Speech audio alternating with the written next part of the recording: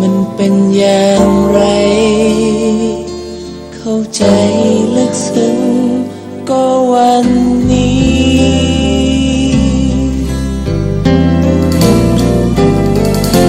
อยากจะบอกเธอว่ารักอยากจะฉุดรั้งเธอไว้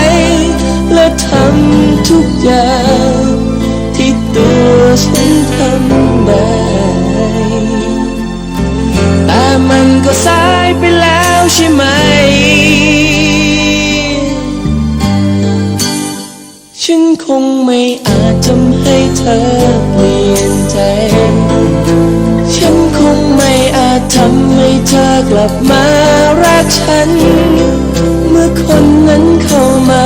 ทำให้ใจเธอหวั่นไหวรักเขาช่างง่ายได้ไม่อาจจะลบภาพเธอจากความทรงจำที่ฝังในใจอยากหยุดเวลาไว้ไม่อยากให้เธอต้องเจอเขา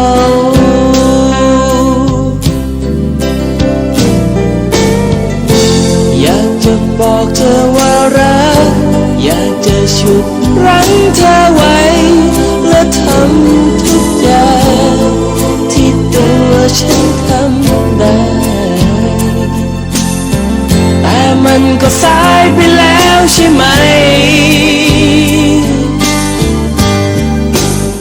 ฉันคงไม่อาจทำให้เธอเปลี่ยนใจฉันคงไม่อาจทำให้เธอกลับมา